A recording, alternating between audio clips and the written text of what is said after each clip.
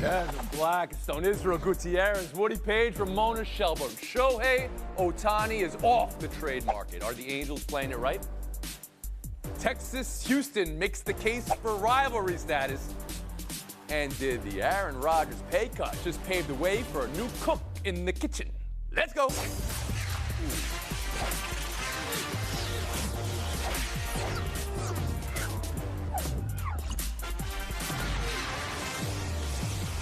All right, national panel.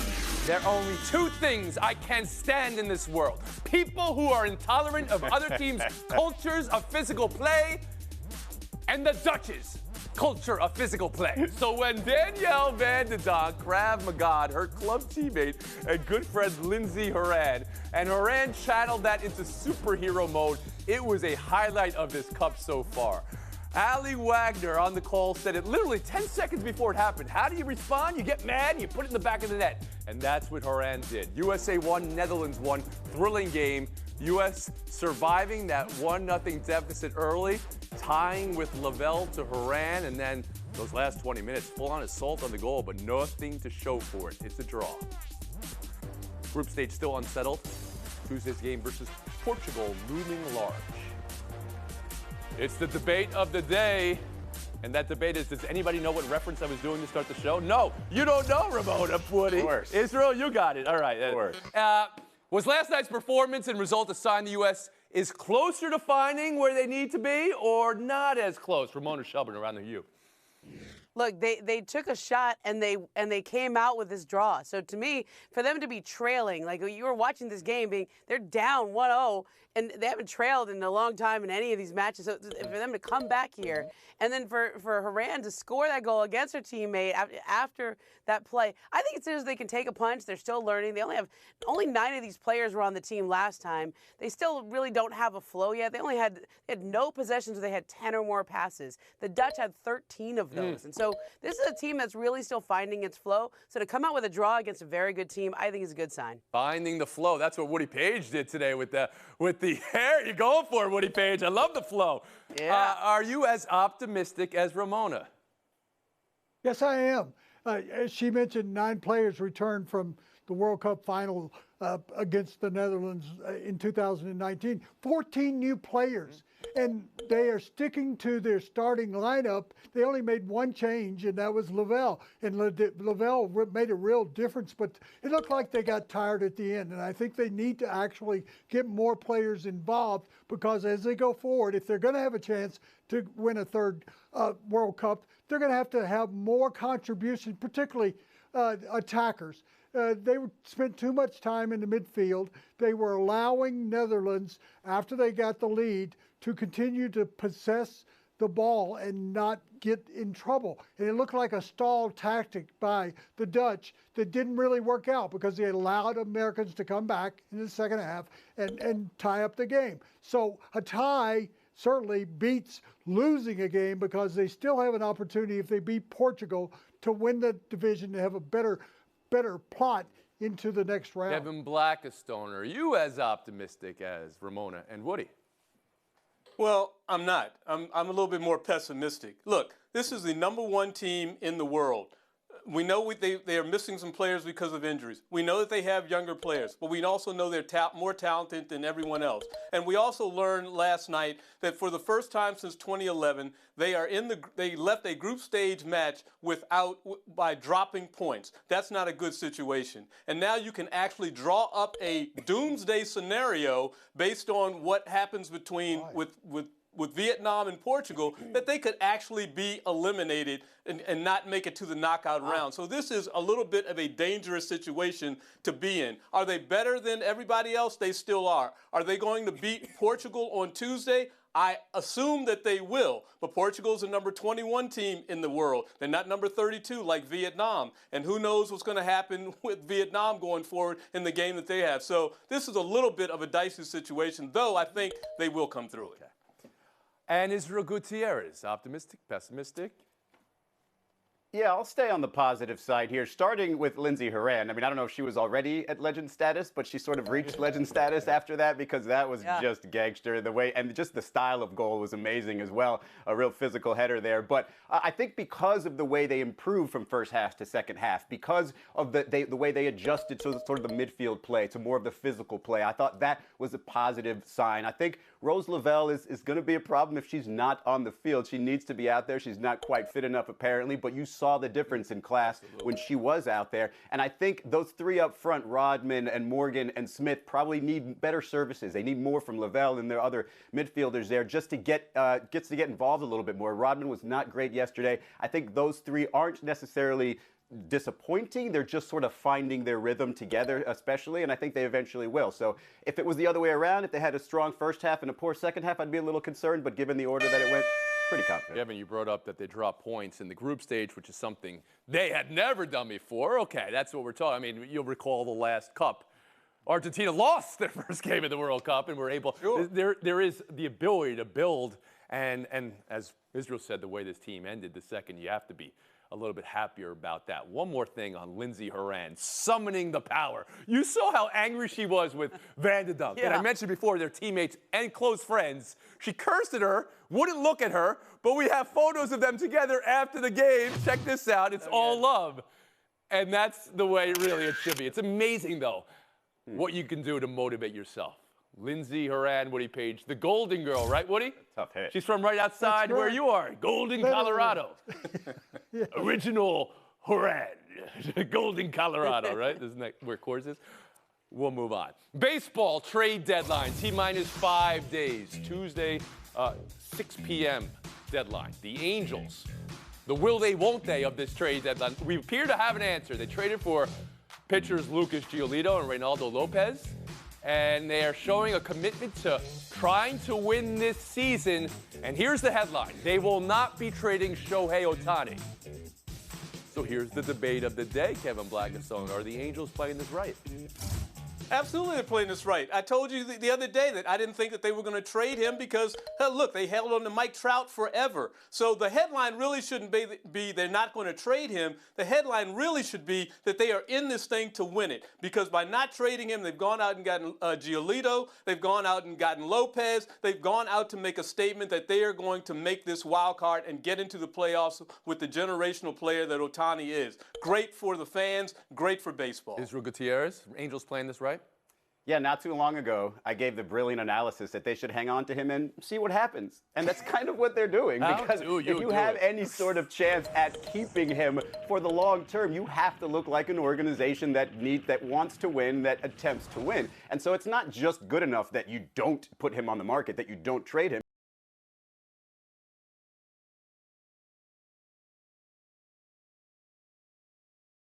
You do have to pick up some pitching in this case. That's what they needed. Pick up some pitching and look like you're trying to get there. You've won, 6 of 7. You've only 4 games back. You've got the time. You've got the momentum. This is the way to sort of get there, to use those last couple of months. And if they don't make it to the playoffs, can still potentially convince Shohei, look, we're trying. We were really close. We're moving forward. Let's keep this going. And so, yeah, it's the way you have to do it if you're going to try in any way. Woody Page, I see you laughing here. What do you got? Israel was the only person in America who said, don't trade him. And you give him 18 points for that? I thought it was a hot take. Inspired. You mute me into hell. God, what you talking about? Let me give you some more expert analysis. They've got 12 series left against playoff contenders, so it's not going to be an easy road to get to the playoffs. However, Trout will be back within another 2 or 3 weeks. He's taking light hitting right now. That's going to make a difference. They have gone out and gotten the best pitcher on the market that was available for trade. And then they got a relief pitcher. So they've actually improved their pitching staff, which has been the worst part of that franchise all year long, except for injuries. So I think it makes sense, Marino, instead of saying he's going to sell the team, he's going to get rid of Ohtani, he's going to give it one more try. And if it doesn't work now, at the end of the season, you let Trout and Ohtani go somewhere else so that they actually can get in the playoffs. And Ramona Shelburne. Look, I mean, they should have traded him last year when the Nationals were moving Juan Soto if they were going to get any kind of return. And so I think this is the right move here because you're not getting back the kind of prospects you should get for Shohei Ohtani. And then it becomes a question of what can I live with? If he leaves, do I feel better about having traded him and gotten some prospects, even some mid-tier prospects for him? Or do I feel better about trying go for it, see what happens? And I think this is what they can live with. I don't think Artie ever sells this team. There was a pressure on him to do so. I think there was a little bit of information that was maybe going to come out, and then there were some rulings that it wasn't going to come out. And so I think he doesn't feel any financial pressure there. This is just a stubborn owner who should have acted before. And in the NBA, we call this the game loaded. Whoa, watch yourself. I know you were away for a while. That is a banned phrase here. Yeah, we had to talk about it for 3 weeks in a row. I said it's a bad phrase if anybody brings that. All right, taking a break here. Coming up, my favorite story in the show. Sean Payton scorched earth over the Denver Broncos last year and who they're going to be this year. And he made one of the great analogies. They are the baby iguanas on the beach hatching and running away from the snakes. Who you got, iguanas or snakes? Buy or sell next. A meeting between Dalvin Cook and the New York Jets reported to be set for this weekend. Cook, one of the Pro Bowl running backs without a job right now. The Jets in a position previously unforeseen. More money than they thought because a player was willing to take a pay cut, gave money back. That player, Aaron Rodgers, clearing $35 million more for the team. Ramona, how do you think Packers fans took that news and buy or sell the position the Jets are now in and Dalvin Cook in there? I mean, Aaron Rodgers really did a lot to get that $54 million a year. That was important to him to be the highest paid player. And then he just gave it back. You don't give that back unless you know you're getting a player for that money. He's not doing it to be nice. So you think it's Dalvin Cook adding a Pro Bowl? The Jets with Dalvin Cook, are they emerging even more in your mind? I mean, look, Breece Hall was a good player until he tore his ACL in Week 7 last year. But they had a bottom 5 offense last year, and Dalvin Cook would slot right in there and elevate Woody that Page? offense. Packer fans, how do you like him now? After he would never cuts when he was in Green Bay, and he's done it for the Jets, where he's going to be for maybe a couple of seasons. But I think the acquisition of Cooks is a great idea because they could keep him away from the Patriots, who we think are making sounds that they want to have him visit New England too. So I think this all around works for Aaron Rodgers. He's got plenty of money for the Jets and for a running back who's trying to find a home. It's Gutierrez. Yeah, this is why the Dolphins can't have nice things, apparently. Cook was reportedly tied to the Dolphins, and he said recently that there was no offer on the table. And now look at the other AFC East teams, like you're saying, going after him. I think it is enticing to play in his hometown of Miami, but it's also pretty enticing to play behind Aaron Rodgers. And I think if he's giving up money for you, that's a very good Kevin sign. Blackstone. What a great move if Dalvin Cook can decide on this one, going to the Jets. I mean, and what a great move for the Jets. What a great move for Aaron Rodgers. They'd be the talk of the town up there. And what a great move for running backs. Because here's a guy who's been a Pro Bowl the last 4 years. He'll get you 1,500 all-purpose yards anyway, right, coming out of the backfield, catching the ball or running with the ball. This is a guy that deserves to be paid, and I'm glad somebody's out there to pay him. Or maybe, production aside, repetitions along with Hall, you keep them both fresh longer, and then you really got something. Absolutely. We'll move on. Woody, buy or sell two is your Broncos, and it's Sean Payton. Well, he's taking out everybody he can in this interview with Jarrett Bell, USA Today. Quote board me, Jeff. Quote, everything I heard about last season, we're doing the opposite.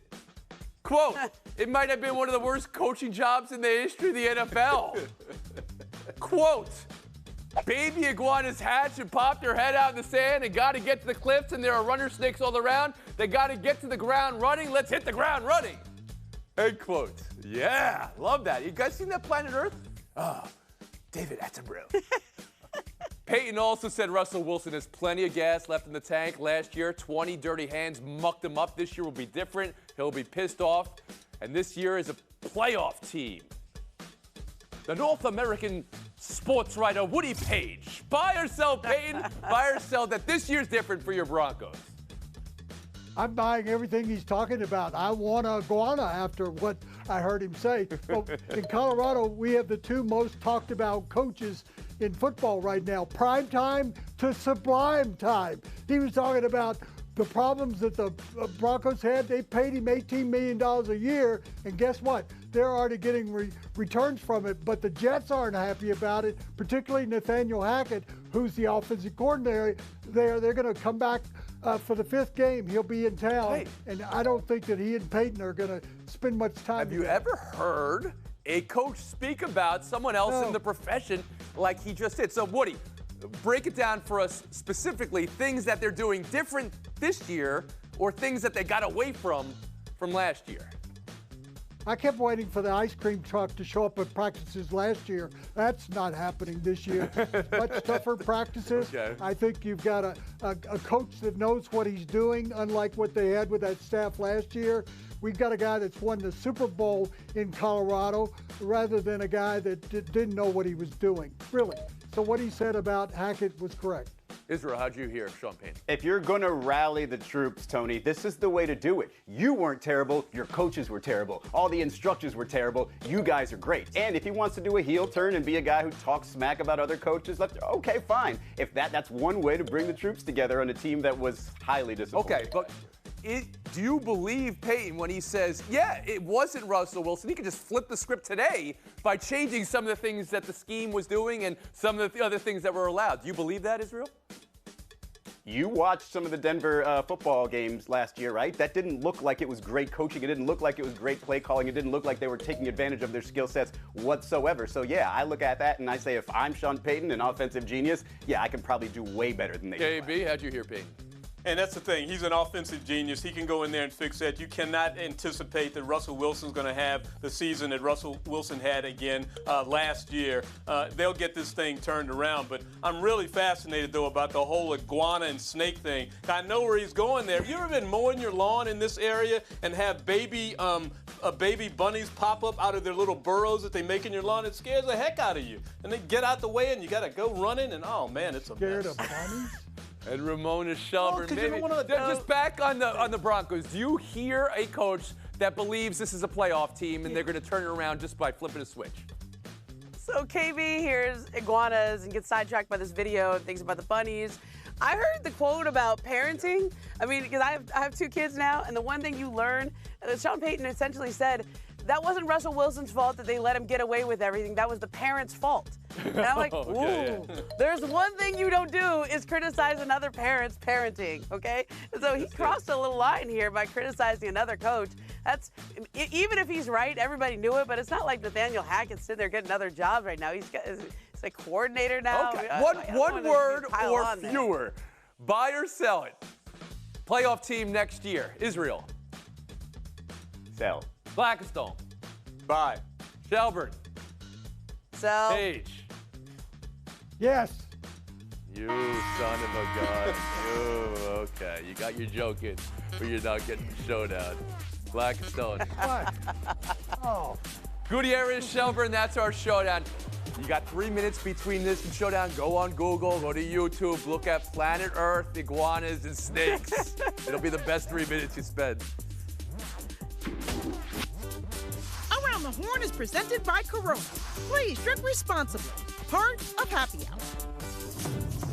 Texas, Houston last night with first place on the line was feisty and wild. Houston up 3-0 immediately with Bregman's tank, and then Alvarez was hit. So was it retaliation? When Simeon was hit later. He thought so. He said so. It's getting hot here. Texas then responded with a comeback, and Simeon later with a bomb, and then more chin music. And then when Garcia served salami on the train tracks and skipped it home after it was on and cleared. Benches cleared for a bit. In the end, Texas 13, Houston 5 to avoid the sweep. Hold on to first. Manager Bruce Bochy, who looks enormous right there, called it karma at its finest. What's the takeaway from all this? And do we have a rivalry now, Ramona? You know, the Astros have been in the playoffs 7 of the last 8 years. The Rangers haven't made it since 2016. So that was a fun game, not a rivalry. Israel Gutierrez? karma. Was it not Haney that first hit a batter? I mean, he gave up a 3-run home run and then decided to hit a batter at an 0-2 count. That is not karma working. That's just good luck, okay? Semien skipping home, totally fine with it. I think he was also talking about they lost 1-run games the 2 games earlier. He came back and get a win. I'll split the point now. You got to have more for a rivalry. I know they're close in proximity, and in the past they had. You got to get some more games like this. This was great. We'll move on. Oh, this Lynx fan. Look at this Lynx fan here. Tell me if this Lynx fan has you ready to run through a wall, Israel. I mean, they're in 7th place in the standings. It's a bit of a hairy situation if they're going to make the postseason, but I would stand right behind this man's broad shoulders and help him lead me to the playoffs. Shelburne. You'd stand behind that guy? I don't know. All I see when I look at him is how much preparation went into that. There's like a lot of accessorizing going on before he even got to the stadium. But Nafisa Collier's great. Ramona Shelburne, take the FaceTime today.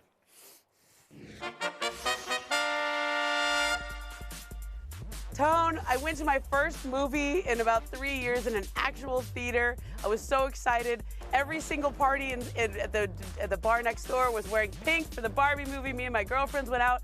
It's 100-something degrees here in Los Angeles. And the whole time I'm in the theater, there's just no air conditioning. Like my Oura Ring registered as a nap because it was so hot and sweaty and we're reclining. What is going on? That's like part of the joy of going to the theaters. If you want to get me back, like get the air conditioning working perfectly in every theater. Although Barbie was great. Go see it. Wear hot pink, lean in, and take lots of photos afterwards. I hate a hot theater, but that's not normal. That you just had a bad. Yeah. No, everyone I remember my sister and all of us playing with the dolls. Those Barbies melted in the sun too, because they were rubber, right? So you were melted Barbie. That's what you were. We'll see Melted tomorrow. Barbie.